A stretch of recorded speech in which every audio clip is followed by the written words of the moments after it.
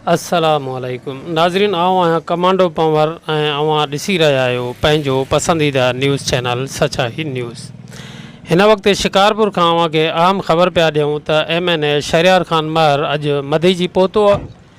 शहरियार ख़ान महर पहिरियां पंहिंजे मदीजी वारे महर हाउस ते पहुतो, जिते संदन जो ज़िले काउंसिल जे मेंबर सरदारज़ादा नसरुल्ला ख़ान दल, महर हाउस जे इंचार्ज ग़ुलाम शबीर शेख, मियाँ ज़ुल्फ़कार पीरज़ादो ऐं ॿियनि इस्तक़बाल कयो।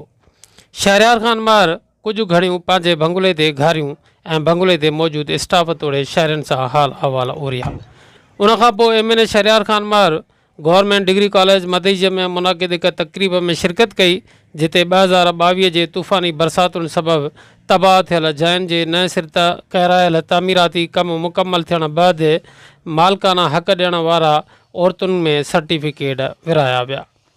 अहिड़ी तक़रीब जे इख़्तिताम खां पोइ MNA शहरियार ख़ान महर ॻोठ फ़क़ीरपुर बिरोही पहुची सहाफ़ी अयूब बिरोहीअ सां संदन जे अमर जी वफ़ात ते तज़ियत करण सां गॾु ॻोठ पलीजा पंवर पहुची तपेदार अज़ीज़ुल्ला पंवर सां संदन जे अमर ऐं घरवारी जी वफ़ात ते तज़ियत कई। अव्हां खे ॿुधाईंदा हलूं त MNA शहरियार ख़ान महर मदीज में दीवान पहलाज तारबाणीअ सां पिणु संदन जे भाउ ख़ानचंद जी वफ़ात ते तज़ियत कई। उन मौक़े ते मुखी दामोदर, सतराम दास, महेश कुमार ऐं ॿिया पिणु मौजूदु हुआ। इन सां गॾोगॾु शेख नियाज़ सां संदन जे भाउ जी वफ़ात ते पिणु तज़ियत कई ऐं अली ॾिनू मंगीअ सां संदन जे भाउ जी वफ़ात ते पिणु शहरियार ख़ान महर तज़ियत कई।